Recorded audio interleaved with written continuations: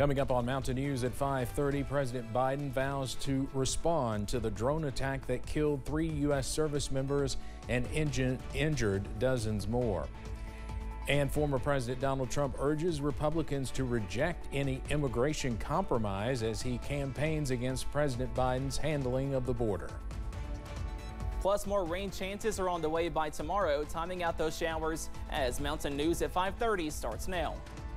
Dedicated to Southern and Eastern Kentucky, this is WYMT Mountain News at 5:30.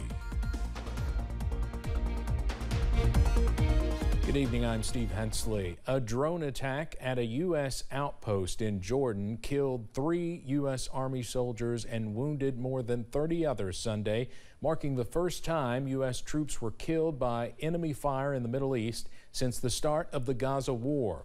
Sergeant William Rivers, Specialist Kennedy Sanders, and Breonna Moffett were the 3 soldiers killed. While President Biden has vowed to retaliate, the incident is a significant escalation in an already perilous conflict that threatens to increase tensions in the Middle East and could boil over into a regional war. CNN's Gloria Pazmino has the details.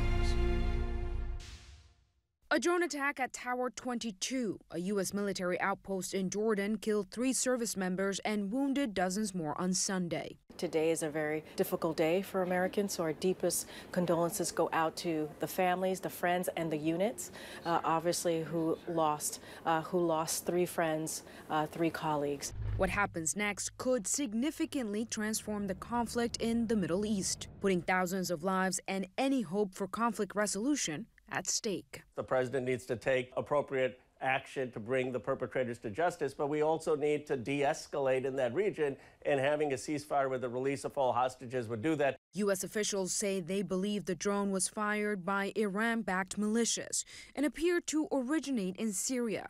One group said the attacks would continue if U.S. soldiers do not leave. Iran has denied any involvement in the attack. We'll do what we have to do to protect our troops, our facilities, our national security interests in the region. While U.S. and coalition forces have faced more than 100 attacks in Iraq and Syria in recent months, none of them had caused serious injury or damage to infrastructure. The attack comes as high-stakes hostage release talks continue in France, while Israel Prime Minister Benjamin Netanyahu is under pressure to pause Israel's campaign against Hamas. All part of a plan to secure the return of more than 100 hostages still inside Gaza. Reporting in New York, Gloria Pazmino. 2 U.S. officials told CNN that the hostile drone followed an American drone that was returning to the base, leading to confusion and the delayed U.S. response. The officials said it's unclear right now if the enemy drone followed on purpose or if it was just a coincidence. Secretary of Defense Lloyd Austin has returned to the Pentagon for the first time in about a month. He had been working from home since his 2-week stint in the hospital for complications from a surgery to treat prostate cancer. Austin's return comes one day after that drone attack in Jordan. At this important time, I'm glad to be back at the Pentagon. I feel good and am recovering well, but still recovering. And I appreciate all the good wishes that I've received thus far. For his first day back, he met with NATO Secretary General Jens Stoltenberg.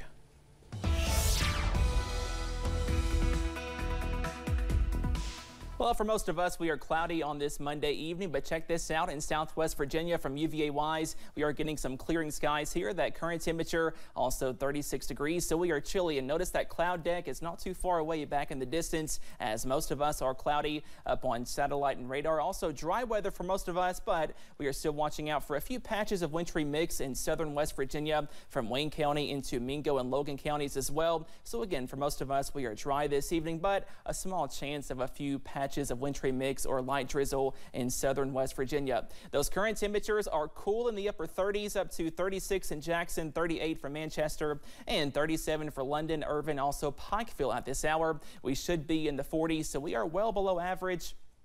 And once again, we stay cool as we go into tonight. Low temperatures in the upper 20s and lower 30s. We stay dry tonight, but more rain chances are on the way by tomorrow, also by Wednesday, and then some more sunshine by Thursday and Friday. That full forecast coming up in just a few minutes. Steve?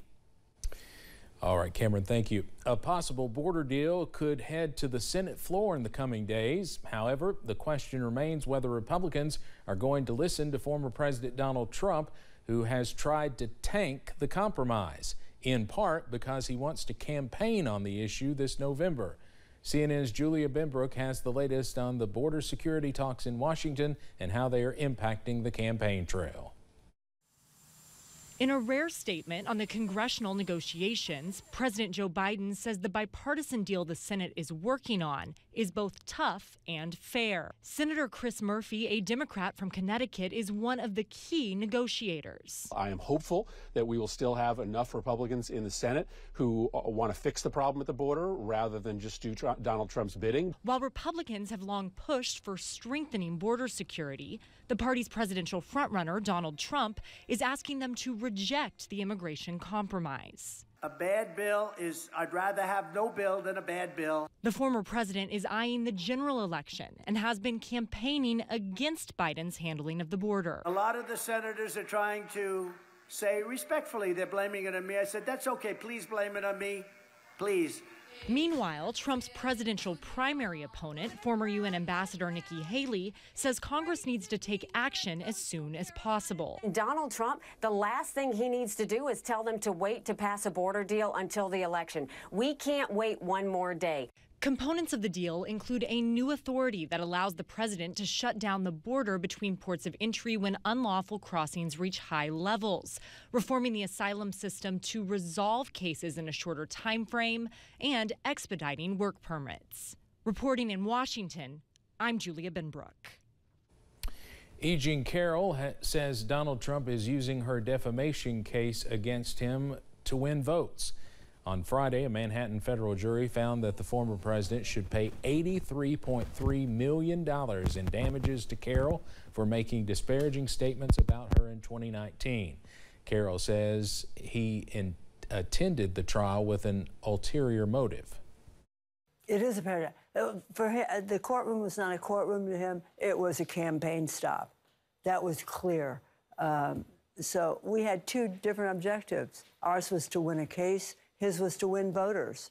We'll see how that plays out, that he's using me to win voters. Trump has denied those claims. Carroll says she is planning to give some of the money to women's rights causes.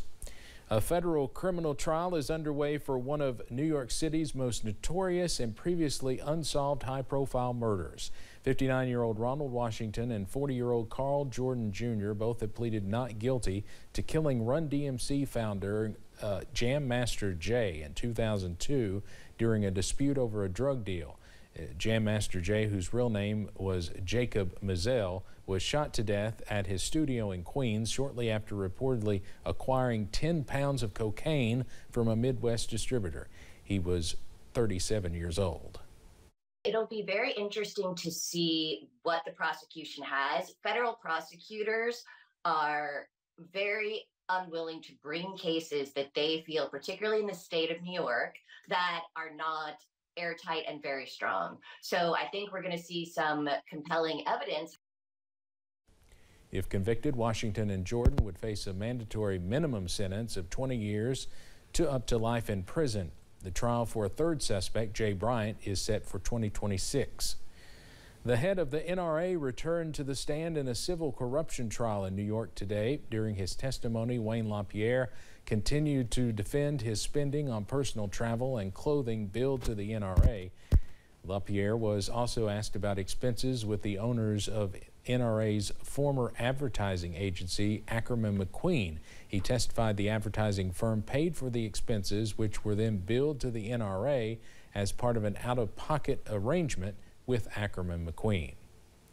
Nothing can be more stressful than encountering car trouble on the road. We often contact roadside assistance providers to help in the event that happens. But what about those workers?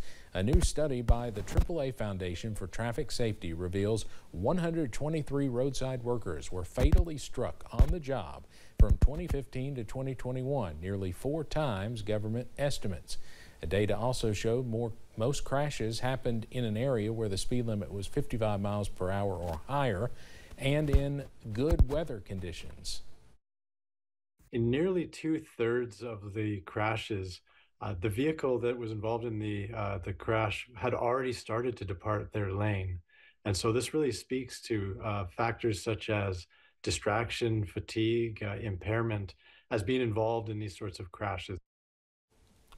While nearly 2/3 occurred in darkness, a notable 34% of crashes happened in broad daylight.